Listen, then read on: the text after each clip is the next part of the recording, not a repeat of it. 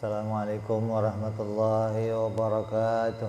Waalaikumsalam warahmatullahi wabarakatuh. Al-Fatiha ila ruhi Sayyidina Habibina Syafi'ina Rasulillah Sayyidina Muhammad ibn Abdullah sallallahu alaihi wa alihi wa sahbihi wa azwajihi wa dhurriyyatihi anna Allah yu'ali darajatihim fil jannah wa yanfa'una bi asrarihim wa anwarihim wa ulumihim wa nafahatihim wa barakatihim fid dini wa dunya wal akhirah wa ja'aluna min hisbihim wa yarzuquna mahabbatahum wa yatawaffana ala millatihim wa yashruna fi zumratihim bil afiyatin wa salamatin lahumul Fatihah. A'udzu billahi minasy syaithanir rajim. Bismillahirrahmanirrahim. Alhamdulillahi rabbil alamin arrahmanir rahim maliki yaumiddin. Iyyaka na'budu wa iyyaka nasta'in ihdinas siratal mustaqim siratal ladzina an'amta 'alaihim waladdallin.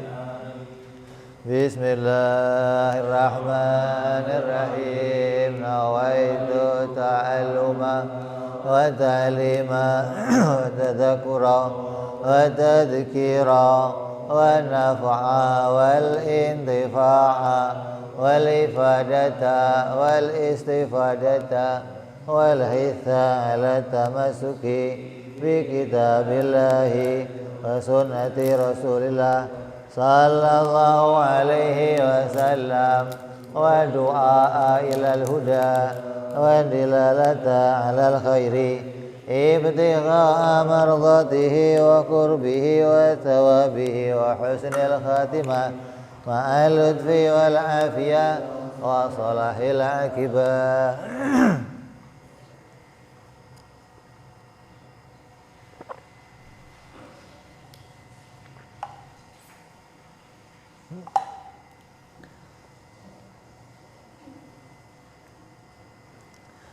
Bismillahirrahmanirrahim. Alhamdulillahirabbil alamin wa bihi nasta'in ala umuri dunya waddin. Wassalatu wassalamu ala Rasulillah sayyidina wa habibina wa syafi'ina wa maulana Muhammadin sallallahu alaihi wa ala alihi wa sahbihi ajma'in. Amma ba'du. Wa qala musanniful kitab Hadratus Syekh Kiai Said bin Kiai Armiyah rahimahullah wa ghafara lahu wa liwalidayhi wa nafa'ana bihi fid dharain. Allahumma iftah qulubana futuhal arifin wa bihidmatika wansur alaina birahmatika ya arhamar rahimin.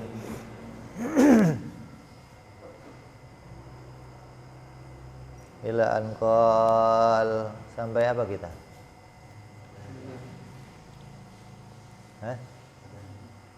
Daniyah. Sampai apa kita? Daniyah. Sekarang apa maksudnya? Daniyah udah. Tinggal masuk kudrat.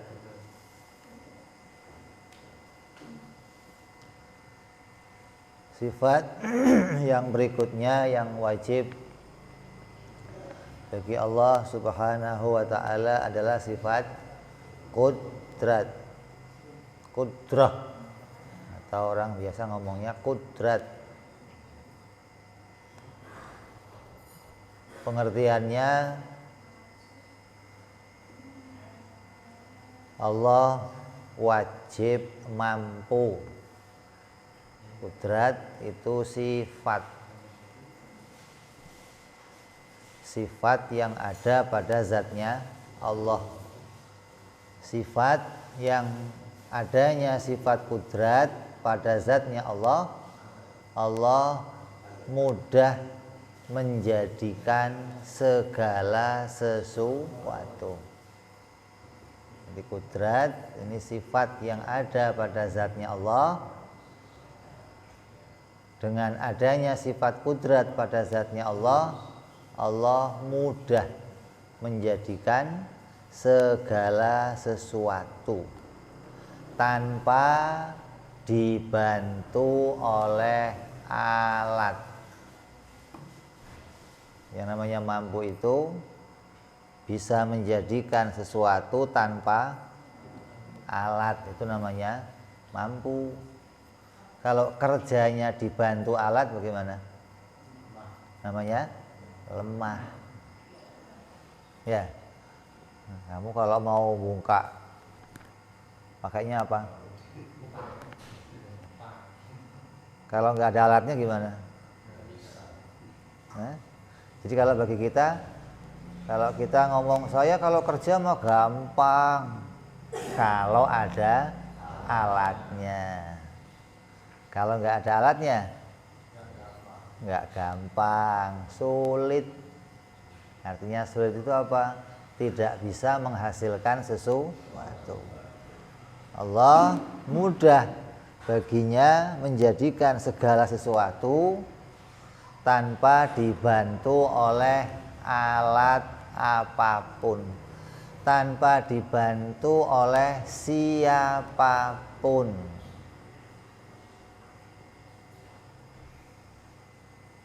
Lawannya mustahil, Allah lemah.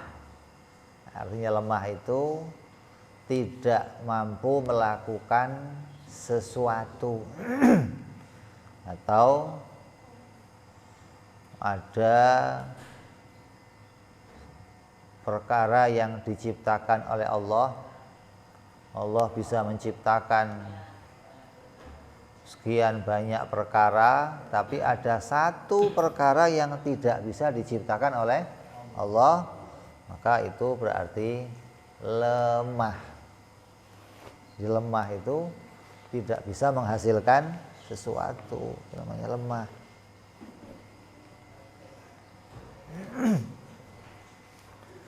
Nah, yang bisa diciptakan oleh Allah itu apa?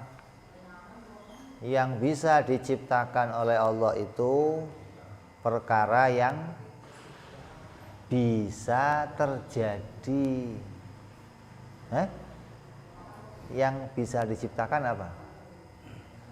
Yang bisa terjadi, atau yang bisa, atau yang mungkin terjadi. Karena perkara itu banyak. Banyak itu ya 3 sudah termasuk banyak. Perkara itu apa saja isinya? Perkara ya menurut akal perkara itu ya ada perkara yang wajib, ada yang mustahil, ada yang jaiz. Nah, perkara yang bisa diciptakan oleh Allah yang mana dari 3 itu? Hanya perkara yang jaiz atau perkara yang mungkin atau yang bisa terjadi. Lah wajib dan mustahil ini bukan perkara yang bisa diciptakan. Artinya sesuatu itu tidak termasuk bagian dari kerjanya, kudratnya Allah Subhanahu wa ta'ala. Karena kudrat itu hanya berhadapan dengan perkara yang bisa diciptakan. Kalau yang tidak bisa diciptakan maka tidak berhadapan dengan kudrat, tidak disentuh oleh kudrat, tidak tidak menjadi apapun yang berurusan sama kudrat. Jadi kalau kamu mau katakan begini umpamanya,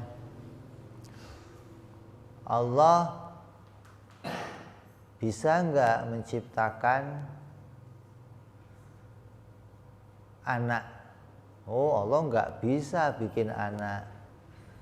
Perkataan enggak bisa ini tidak mendapatkan kesalahan.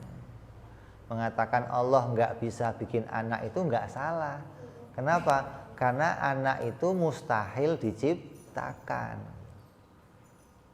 Jadi perkara yang mustahil diciptakan, kalau kita katakan Allah tidak bisa bikinnya, itu tidak menjadi kesalahan. Yang menjadi kesalahan kalau ada sesuatu yang mungkin terjadi tapi Allah tidak bisa menciptakannya, maka itu satu kesalahan. Kita kita tidak mengenali apa yang menjadi kemampuan Allah dalam menciptakan sesuatu. Kalau dikatakan di Al-Quran, wa huwa ala kulli syai'in qadir, Allah itu atas segala sesuatu mampu menciptakan, maka harus kita pelajari yang mampu diciptakan dari segala sesuatu itu hanya yang jaiz, hanya yang mungkin terjadi. Adapun perkara yang wajib dan perkara mustahil, maka keduanya bukan perkara yang bisa diciptakan. Banyak orang salah di dalam hal ini, hingga jangankan orang-orang di luar Islam, ulama-ulama di dalam Islam pun banyak yang salah memahami ini. Ketika mempelajari sifat Allah itu maha kuasa, maka dia beranggapan kuasanya Allah itu ya berkaitan sama segala sesuatu, hingga yang mustahil pun bisa diciptakan oleh Allah. Ini salah. Yang mengatakan Allah itu bisa menciptakan yang mustahil, itu pasti dia nggak ngerti apa itu yang namanya mustahil. Maka dia mengatakan kalau Tuhan mah bisa aja bikin yang mustahil. Mustahil itu apa? Apa sih? Mustahil itu apa? Kan ada 3, sesuatu yang wajib, sesuatu yang mustahil, sesuatu yang jaiz. Ini menurut akal ini. Sesuatu yang wajib yang bagaimana? Yang perkaranya sudah ada. Perkaranya sudah ada, tidak perlu diciptakan, namanya perkara yang wajib. Dan dia tidak akan pernah tiada. Maka perkara yang dia itu tidak diciptakan, dia sudah ada dan dia tidak akan pernah tiada, maka perkara itu dikatakan namanya wajib. Yang mustahil, perkara yang tidak akan pernah ada. Atas ini nih, bukan perkara yang tiada, bukan perkara yang tidak akan pernah ada untuk selama-lamanya.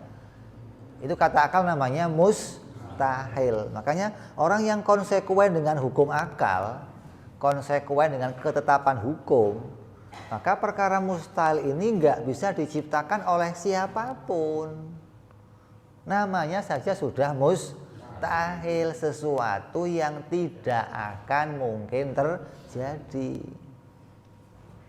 Nah terus tiba-tiba, oh kalau Allah bisa saja bikin, berarti namanya bukan mustahil kalau begitu. Kalau masih bisa diciptakan namanya bukan mustahil, tapi namanya jaiz. Begitu dong. Karena yang bisa diciptakan oleh Allah itu hanya yang jaiz saja, bukan masuk ke ranah mustahil atau wajib. Jadi gambarannya perkara yang mustahil, contohnya kayak apa mustahil itu? Coba. Gerak diam bersamaan. Ada benda bisa gerak, juga bisa diam. Terus benda itu diciptakan bersamaan gerak dan diam, maka itu hukumnya mustahil. Tidak akan mungkin bisa terjadi, tidak akan mungkin bisa terjadi sebuah benda bergerak dan diam bersamaan. Ini tidak akan mungkin bisa terjadi. Apalagi yang lain? Mustahil, apalagi contoh yang lain? Benda tidak bertempat. Apalagi yang lain?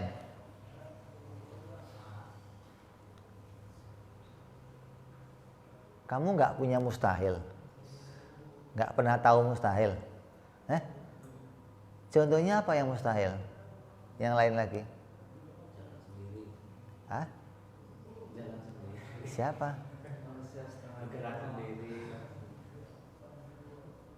Maksudnya gerak itu mana? Jalan sendiri maksudnya. Jalan sendiri. Iya. Harusnya dijalankan gitu. Jalan. Siapa yang dijalankan?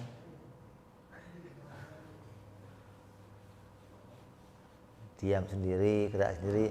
Coba yang lain contohnya apa lagi?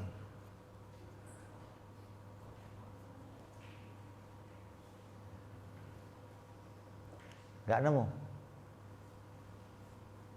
Ente pernah ngomong mustahil nggak? Pernah. Yang kamu ngomong mustahil kayak apa coba? Ini yang sering orang salah di sini. Banyak gambaran orang mustahil itu terjadinya dalam hukum adat. Kalau saya katakan begini, ada semut gedenya segajah, gimana? Mustahil. Hah? Saya kasih tahu ini, jangan ada mustahil dalam hukum lain. Hukum adat nggak punya mustahil. Ini yang mengacaukan kamu. Pikiran kamu jadi kacau ketika hukum adat dimasuki mustahil. Nggak ada mustahil dalam hukum adat, nggak ada. Mustahil itu adanya dalam hukum akal. Kalau hukum adat memasuki mustahil, nanti akan bertabrakan dengan hukum akal. Hah? Apa contohnya mustahil? Gajah, semut segede gajah, mustahil nggak? Mustahil nggak? Nah, saya tanya, hah? Kamu mengatakan semut segede gajah itu mustahil, kenapa? Karena nggak pernah dilihat. Lah, ukurannya mustahil itu bukan nggak pernah dilihat. Jangan ukur itu. Mustahil itu ukurannya yang tidak akan mungkin terjadi, begitu loh.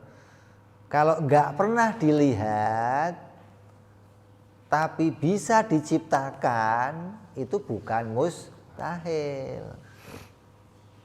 Kamu nggak pernah melihat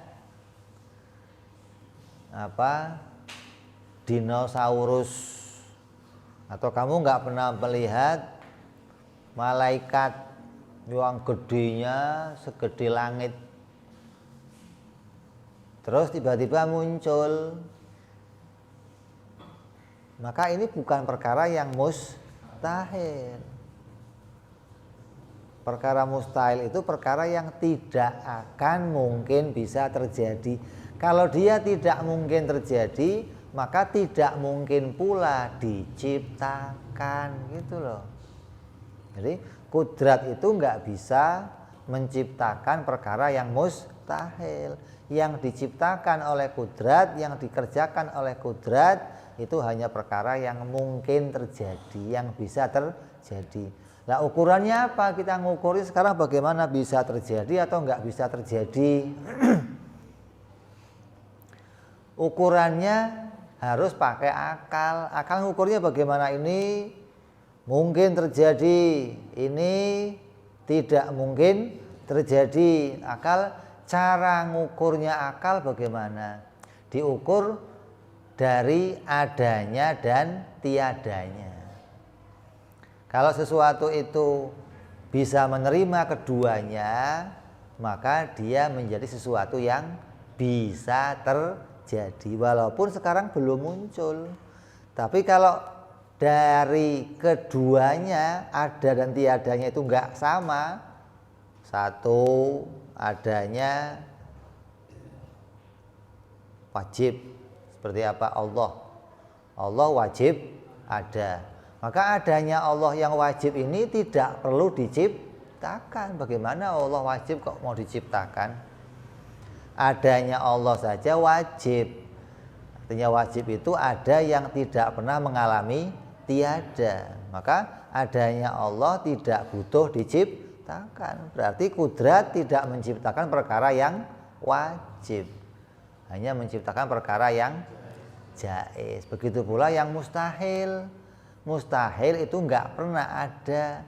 Maka yang mustahil itu tidak akan pernah diciptakan oleh Allah. Kayak menjadikan benda yang besar dimasukkan ke dalam benda yang kecil. Bisa enggak?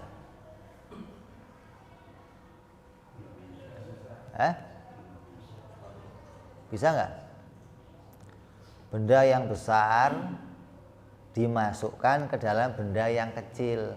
Bumi dimasukkan ke dalam cangkang telur, bisa enggak? Nggak bisa? Bisa enggak? Nggak bisa apa mustahil?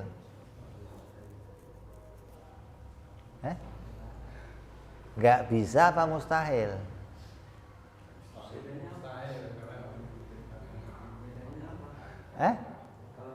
Kalau nggak bisa itu kamu nggak bisa, mungkin orang lain bisa. Kalau mustahil itu ya sama sekali nggak akan mungkin ada yang bisa. Siapapun, Tuhan pun nggak bisa, begitu loh. Kudrat pun nggak bisa menciptakan benda yang besar dimasukkan ke dalam benda yang kecil, gitu loh. Bukan, oh berarti Allah lemah dong kalau nggak bisa bikin. Lemah itu kalau barangnya bisa diciptakan, tapi Allah nggak mampu menciptakannya maka lemah. Gitu loh. Kalau bendanya itu nggak bisa diciptakan, bukan berarti Allah lemah. Memang bendanya itu tidak mungkin untuk diciptakan. Ini batasan ini yang banyak orang tidak bisa memisahkan. Hingga dianggapnya apapun juga bisa diciptakan.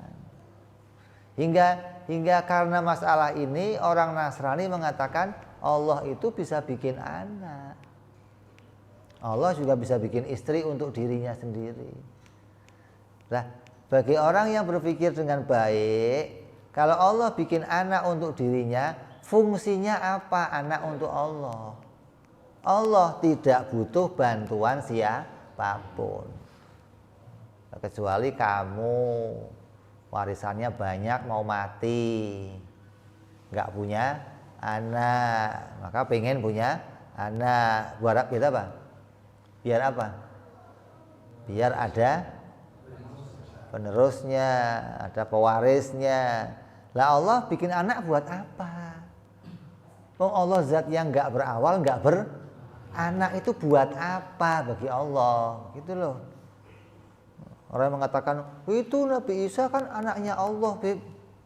Allah bikin anak untuk dirinya. Lah sebelum Nabi Isa dibikin, terus Allah nggak bisa ngapa-ngapain gitu. Atau setelah Nabi Isa dibikin, Allah baru bisa bikin gitu. Ini nggak ada hubungannya. Jadi Nabi Isa itu dituduh sebagai anak Allah. Dianggap karena dia lahirnya nggak pakai bapak, maka dituduh sebagai anaknya Allah. Ini tuduhan yang keliru, fitnah yang keliru. Mestinya yang lebih pantas dituduh itu Nabi Adam, bukan Nabi Isa. Nggak pakai bapak, nggak pakai emak. Ini kok malah Nabi Isa yang masih ada emaknya. Kalau mau nuduh sebagai anaknya Allah, mesti yang pantas Nabi Adam, nggak bapak, nggak anak. Itu saja mustahil. Kenapa mereka ini nabi-nabi Allah, hamba yang diutus oleh Allah. Allah boleh menjadikan utusannya dari bangsa mana saja dengan cara apa saja.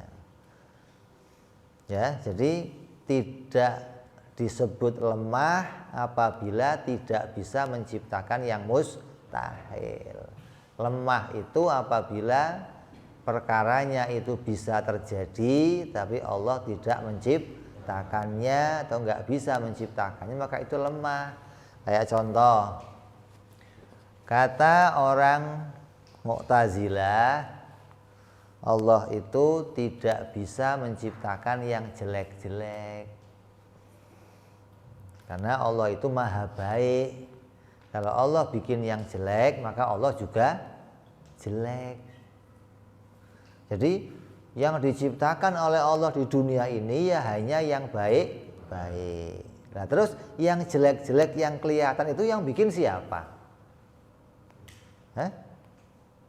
Ya, siapa? Nah ya kan kita melihat yang jelek itu kan banyak di dunia ini kan. Maksiat, kerusakan, kehancuran, anak-anak kecil pada sakit, orang dewasa pada sakit, ada wabah, corona, ada banyak keburukan. Yang bikin siapa itu? Oh, bukan Allah. Allah mah nggak bikin begitu. Allah bikin yang baik. Baik ini kata Mu'tazilah. Oh, berarti yang buruk-buruk tidak diciptakan oleh Allah. Nah, kalau dia meyakini seperti ini berarti sama saja meyakini ada pencipta lain selain Allah. Kalau Allah itu Tuhan yang baik, bikinnya yang baik-baik. Kalau begitu ada yang jelek dong. Yang kerjaannya bikin yang jelek. Jelek siapa? Setan kali. Nah, setan dituduh. Setan nyaingin Allah. Kalau Allah itu pingin bikin baik, setan pingin bikin buruk, maka keduanya berseteru, berantem, kadang menang Allah, kadang menang setan, gitu apa? Ini kacau keyakinan seperti ini. Jadi keburukan itu juga boleh saja diciptakan. Seperti apa? Anak kecil dijadikan mati, anak-anak kecil dijadikan kena wabah, anak kecil dijadikan celaka. Ini boleh saja bagi Allah. Ada orang yang dijadikan jadi orang kafir, ada orang yang dijadikan jadi orang yang maksiat. Ini boleh saja bagi Allah. Allah mampu menjadikan yang demikian. Bukan, oh enggak bisa, Allah kan maha baik. Emangnya kalau Allah bikin yang jelek kenapa? Kalau Allah bikin yang jelek nanti Allah jadi ikut jelek. Begitu ya? Kalau Allah bikin jelek nanti Allah jadi ikut jelek. Begitu? Nah, nanti kalau ada sutradara film yang bikin film ada jagoannya, juga ada penjahatnya, maka sutradaranya dinilai apa itu? Sutradara baik apa sutradara jelek? Kan dia juga bikin peran yang jelek di dalam sebuah film kan. Ada peran yang dia jadi jagoan, ada peran yang jadi penjahat. Yang memunculkan penjahat dalam sebuah film siapa itu? Lah sutradaranya ikut jelek enggak? Yang jelek siapanya? Ya perannya itu. Enggak ada hubungannya. Kalau Allah bikin jelek, Allah jadi ikut. Enggak ada hubungannya. Kejelekan mah terjadinya pada hambanya. Allah menjadikan hambanya jadi hamba yang jelek, jadi hamba yang buruk. Nah kalau Allah bikin buruk, lah ya bikin sendiri kan terserah sendiri. Dia mampu menciptakan segala sesuatu, fa'alul lima yurid. Allah itu menciptakan apa yang dimauinya. Mau bikin A ya dibikin A, mau bikin B ya dibikin B. Alam raya ini punyanya Allah. Mau dibikin apa saja ya sekehendaknya Allah. Jadi jangan sampai kita mengatakan kalau Allah tidak bisa bikin yang mustahil, maka Allah jadinya lemah. Ini kekeliruan. Allah itu bisa menciptakan segala sesuatu, tapi yang mungkin terjadi, bukan yang mustahil terjadi. Maka jangan kamu katakan tidak ada yang mustahil bagi Allah. Ya, ada nggak perkataan begitu? Ada. Siapa yang ngomong?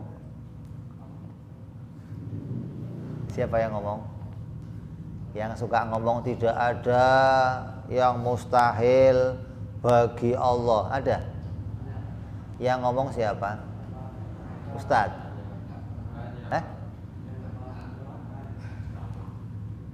Yang ngomong Ustadz bukan? Nah, ini bahayanya ini. Ya, jadi kalau masih ada yang ngomong tidak ada yang mustahil bagi Tuhan, nggak ada yang mustahil bagi Allah, maka itu yang begitu jangan diundang Ustadz.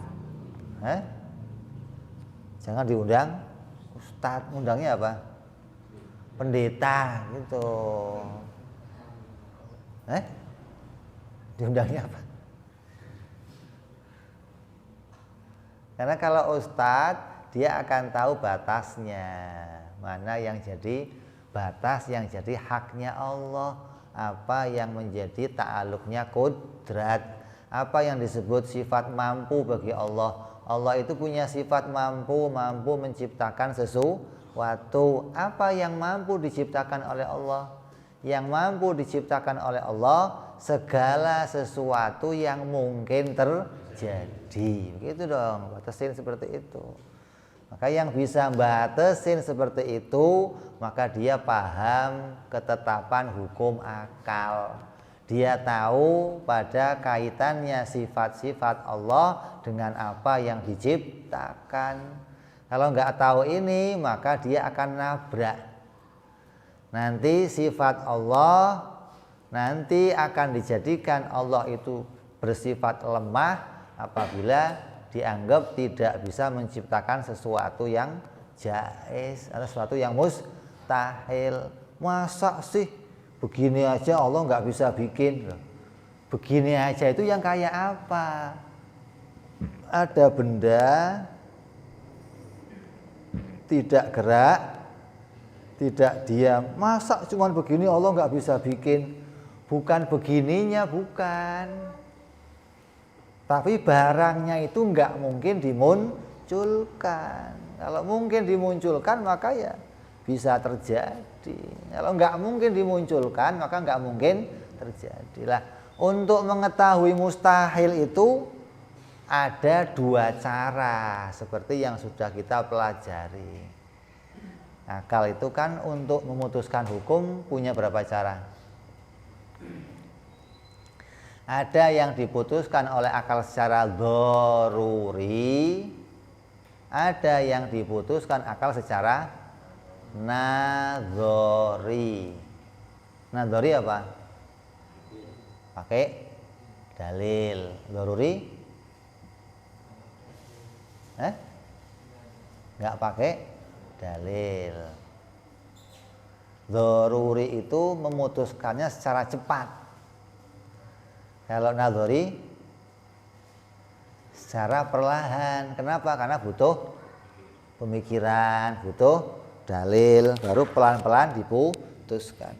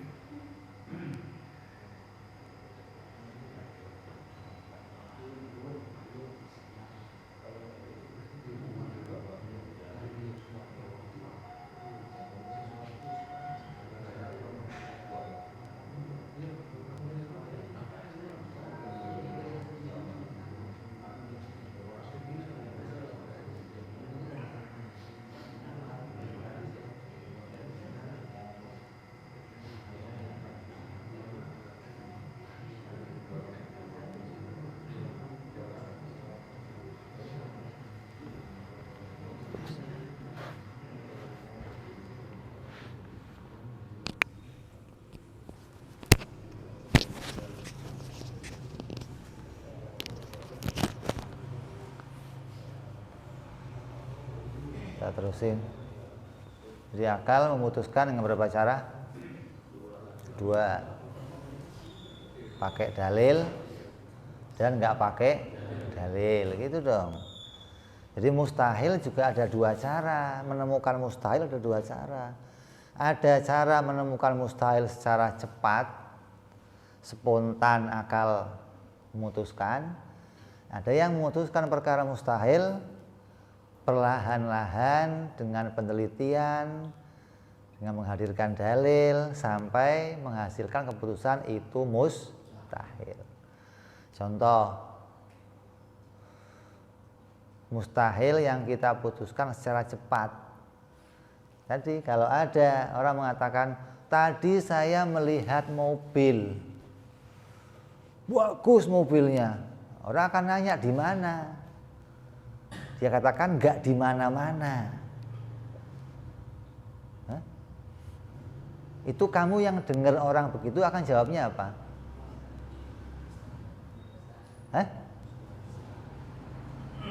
Enggak dengar saya jawabannya. Perlu rapat dulu enggak? Kenapa?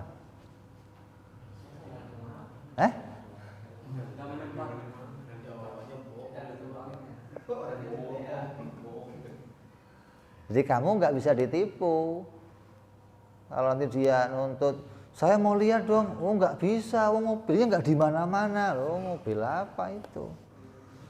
Maka akal secara spontan akan mengatakan itu nggak mungkin. Ini anak kecil juga tahu, gitu loh. Anak kecil kamu suruh ngambil kacamata, nak tolong ambil kacamata bapak. Anak itu akan nanya, di mana pak? Tandanya tiap benda pasti punya tempat. Kalau ada orang ngomong ada sebuah benda tapi tidak menempat, tidak mempunyai ruangan secukup dirinya sendiri, tidak punya volume pada dirinya sendiri, maka akal menolak secara langsung, tidak mungkin ada. Itu namanya mustahil. Yang begini ini nggak bisa diciptakan, begitu loh. Kalau Allah kan bisa bikin benda tidak bertempat, ya nggak bisa. Bukan nggak bisa itu lemah kudratnya, bukan.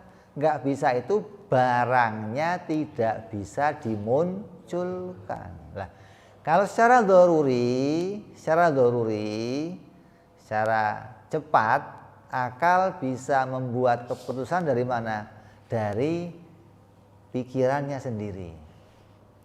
Kerjanya akal secara doruri itu membuat gambaran. Kayak papan tulis. Pikiran kita itu kayak papan tulis. Kamu tahu papan tulis? Bisa buat apa? Nulis doang. Gambar apa? Gambar apa saja lah. Pikiran kamu begitu. Kamu bisa memunculkan gambar apa saja di pikiran kamu. Coba. Kamu munculkan gambar mobil bisa nggak? Mobil bisa. Gambar rumah bisa? Bisa. Gambar perempuan cantik bisa? Sering itu, Beb. Sering muncul maksudnya. Sering muncul di pikiran. Berarti pikiran kamu itu bisa menggambarkan segala sesuatu yang benda, yang bentuknya benda. Setiap benda yang muncul di pikiran kamu, benda itu pasti punya ruang. Sama seperti kamu mau menggambarkan sesuatu di papan tulis, pasti gambarnya punya ruang. Gambar mobil, ya ada ruangannya. Mau gambar gelas, ya ada ruangannya. Mau gambar rumah, ya ada ruangannya. Setiap benda yang muncul di papan tulis itu pasti punya ruang. Lah, akal begitu, kata akal, coba gambarkan satu benda di papan tulis tapi nggak punya ruang. Coba. Titik satu aja punya ruang. Bagaimana mau gambar yang nggak punya ruang? Berarti nggak mungkin bisa Lah, yang nggak bisa dimunculkan itulah namanya mustahil, gitu loh. Coba kamu gambar gajah punya sayap terbang, bisa nggak? Di papan tulis kamu gambar gajah pakai sayap, bisa nggak? Berarti bisa diciptakan, gitu loh. Hanya saja sekarang kamu belum pernah lihat barangnya, baru dilihat di dalam Kalau di pikiran bisa dilihat, maka dalam dunia nyata pun bisa dilihat. Itu ukurannya akal, begitu mikirnya. Apapun yang di pikiran bisa dilihat, bisa digambarkan, maka kata akal itu hukumnya jaiz. Itu ukurannya begitu ngukurnya. Biar tahu ini mustahil atau enggak. Semut segede gajah, wah mustahil. Nanti dulu ambil papan tulis, gambar. Coba gitu caranya. Kalau otak kamu cekak, otak kamu cetek, nggak bisa gambar, pakai papan tulis. Coba gambarkan semut segede, bisa nggak? Berarti bisa terjadi, gitu loh. Artinya kudrat bisa wong pikiran kamu aja bisa memunculkannya. Maka kudratnya Allah pun bisa memunculkan. Karena yang dimunculkan di pikiran itu hasil kudratnya Allah. Begitu loh. Kamu bisa gambar sesuatu di pikiran kamu, itu munculnya karena kudratnya Allah. Kalau Allah bisa mengkudratnya di pikiran kamu, maka bisa dikudrat pula di luar pikiran kamu. Gitu loh. Jangan dianggap yang di pikiran saya itu khayalan semua, nggak terjadi. Lah yang memunculkan siapa? Yang memunculkan gambar-gambar di pikiran kamu siapa? Siapa yang munculin? Kalau Allah yang munculin gambar di pikiran kamu, maka dalam dunia nyata pun Allah bisa memunculkannya. Gitu loh ukurannya. Jangan nanti ada pohon ngobrol, ada batu berbicara, ada hewan saling berbicara, kancil sama buaya ngobrol. Itu cerita orang Indonesia, itu nggak mutu sama sekali ceritanya. Kadang ceritanya ngerusak. Indonesia itu ceritanya kadang ngerusak anak-anak kita ceritanya. Kancil, bisa nggak itu? Kancil ngobrol sama gajah, sama buaya, bisa nggak terjadi? Bisa nggak terjadi? Nah itu digambar aja bisa. Digambar itu bisa, maka dimunculkan juga bisa. Gitu ukurannya. Itu secara dzaruri begitu, secara mudah itu. Nanti secara naldori menentukan sesuatu itu yang mustahil, maka cara memustahilkannya dipikir pakai dalil. Contoh, Allah punya anak. Mustahil. Apa bukan mustahil? Allah itu tidak membutuhkan yang lain. Gitu loh. Kalau Allah butuh yang lain, berarti Allah sama dengan makhluk. Kalau Allah sama dengan makhluk, berarti dia lemah. Kalau dia lemah, berarti dia nggak bisa menciptakan sesuatu. Berarti langit bumi ini pasti bukan bikinannya Allah. Kalau langit bumi bukan bikinannya Allah, terus bikinan siapa? Nggak ada yang lain selain Allah yang mengaku bisa menciptakan langit bumi. Kalau Allah diakui sebagai yang menciptakan langit bumi, maka pasti keadaannya tidak seperti keadaan makhluk. Begitu. Kalau makhluk itu butuh sesuatu, maka Allah tidak butuh sesuatu. Maka mustahil Allah itu punya anak. Apalagi sama kayak pendapatnya orang Kristen. 1 tapi 3. 3 tapi 1. Berarti apa? Tanpa yang lain dia tidak bisa berbuat sesuatu. Tandanya dia butuh yang itu bukan kudrat yang begitu namanya. Kudrat itu enggak butuh bantuan yang lain. Justru dia kalau dibantu sama yang lain, namanya bukan kudrat, namanya lemah, namanya kasab ikhtiar, bukan fi'lul kudrat. Namanya fi'il toba atau fi'il elat, karena kerjaannya dibantu sama yang lain. Jadi kalau Tuhan kok satu tapi tiga yang kerjanya berkaitan satu sama lain? Mana mungkin. Justru kita menolak kalau dikatakan Allah itu butuh bantuan yang lainnya. Jadi ini cara menetapkan, oh kalau punya anak bagi Allah itu mustahil, punya istri bagi Allah itu mustahil, maka dimustahilkannya dengan cara pakai dalil. Kalau yang pertama tadi memustahilkannya pakai gambaran spontan oleh akal. Spontan akal bisa membuat gambaran, maka kata akal jaiz. Begitu. Spontan akal nggak bisa bikin gambaran, maka kata akal mustahil. Ini pada yang doruri, yang nggak perlu pakai dalil. Kalau yang pakai dalil untuk menunjukkan dia mustahil, perlu disusun dalilnya. Ketika sudah tahu hukumnya, maka baru ini mustahil. Kalau mustahil, maka tidak bisa diciptakan. Jadi jangan terus menyalahkan kudrat. Ah, masa sih kudrat nggak bisa bikin? Kan dia maha kuasa. Nah ini, ya. Jadi sama-sama maha kuasa, jangan dikaitkan harus bisa segalanya. Kita gambarkan yang mudah. Kalau kamu katakan silet tahu? Bukan acara TV, bukan. Lu taunya acara TV doang silet. Silet buat nyukur jenggot. Ketika kamu pakai buat nyukur jenggot, maka itu kerjanya di situ. Cukur rambut, ngerok. Tapi kalau kamu pakai untuk motong pohon, bisa? Bisa nggak? Bukan kerjanya, gitu loh. Ketika silet dipakai motong pohon, kata dia nggak bisa, kurang tajam kali siletnya. Bukan kurang tajam, memang bukan kerjanya silet untuk motong pohon. Kalau motong pohon pakainya kampak, gergaji. Kalau gergaji buat motong kumis kamu,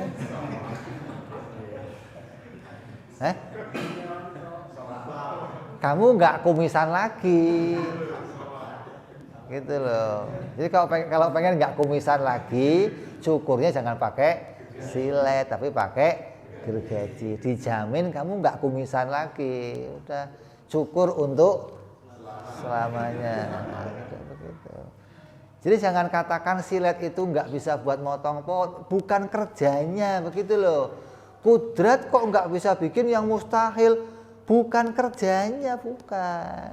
Kerjanya kudrat itu untuk ngurusin yang jaiz, menciptakan segala yang jaiz. Termasuk apa yang jaiz? Termasuk menciptakan alam yang lebih baik dari jagat ini, Allah juga bisa. Tanah yang kita injek dibikin dari Allah dari emas, buah-buahannya terbuat dari permata, daun-daun dari sutra-sutra, bisa dibikin begitu sama Allah. Jadi selagi digambarkan di sini bisa, maka itu bisa diciptakan. Gitu loh ukurannya. Kalau sudah digambarkan di sini nggak bisa, maka tidak bisa diciptakan. Jangan menganggap terus kudrat jadinya lemah. Ini batasan yang kamu harus tahu. Dan banyak orang nggak tahu ini, jangankan orang. Jangankan yang biasa kayak kita, ustadz aja kadang nggak tahu ini, gitu loh.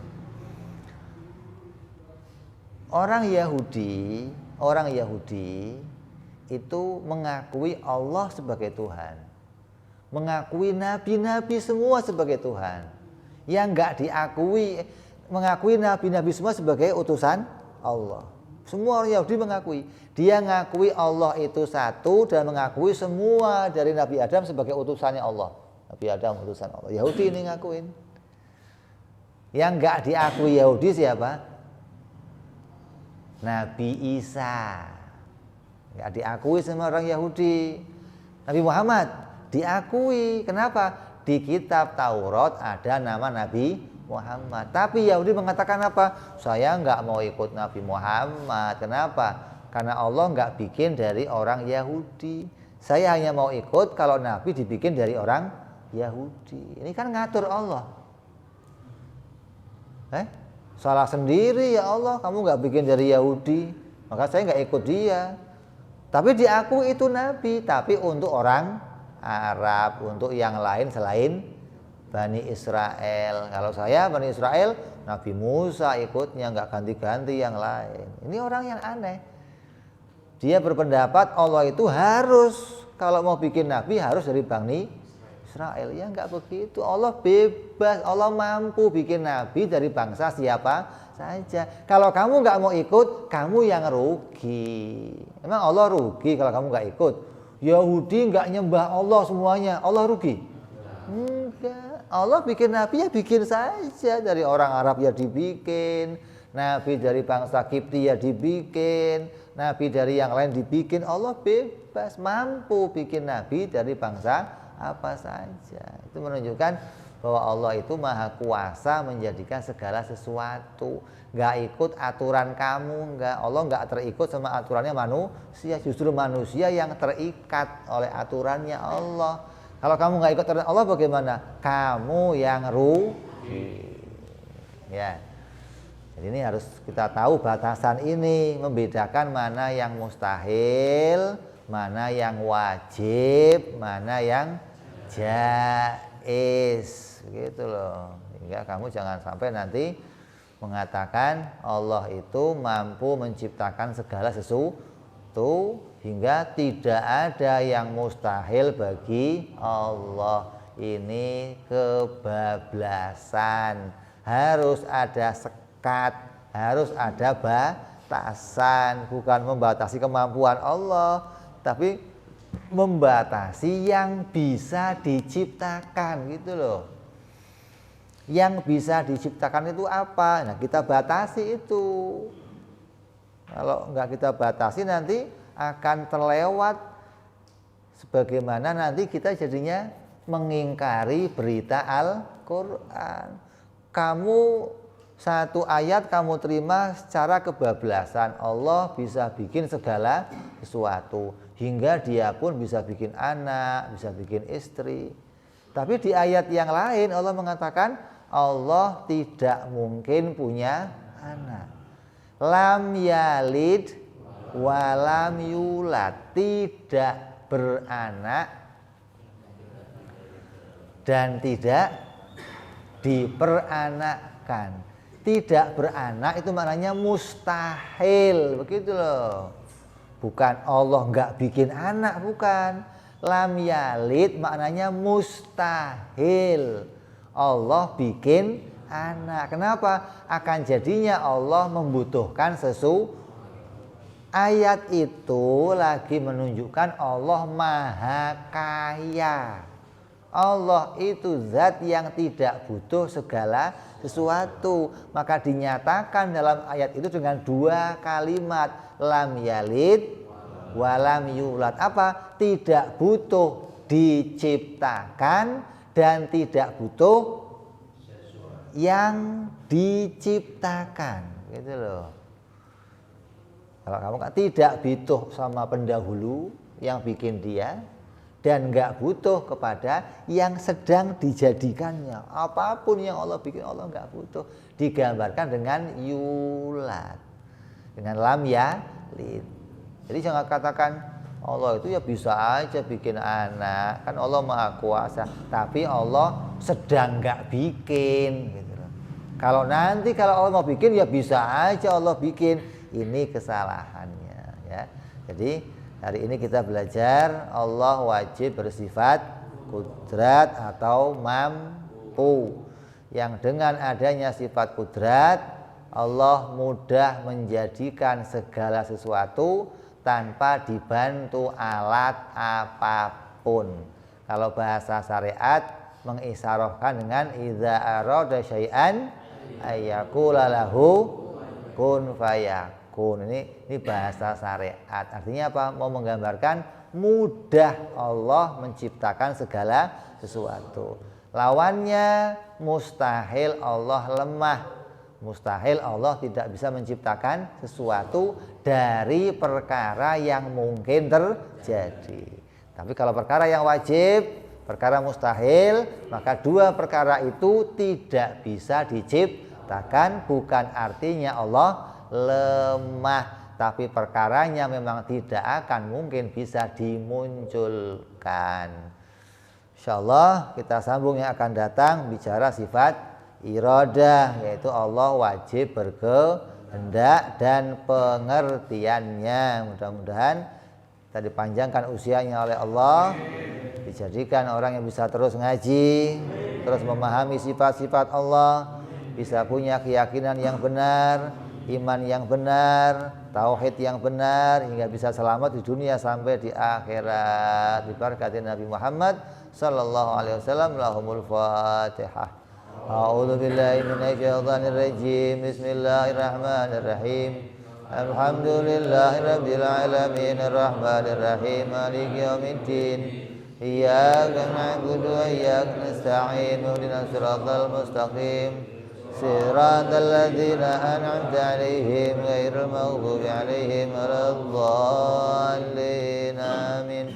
Ya Rabbana i'tarafna bi annana bitarafna wa annana asrafna 'ala ladha ashrafna fatub 'alaina taubatan taghsil kulli wa zallana awrati wa amini rawati wa ghfirli walidina rabbi wa mauludina wal ali wal ihwani wa sairil ilani wa kulli dhi au jiratin au suhbah wal muslimina ajma' fadlan wa judan manna la biktisabi minna bil mustafa rasulina dhabi kulli suli salla wa sallam rabbi alaihi andal habbi wa alihi wa sahbihi dada ta'zi suhbi walhamdulil ilahi fil bad'i wa tanahi subhana rabbika rabbil izzati amma yasifun wa salamun alal mursalin walhamdulillahi rabbil alamin. Assalamualaikum warahmatullahi wabarakatuh.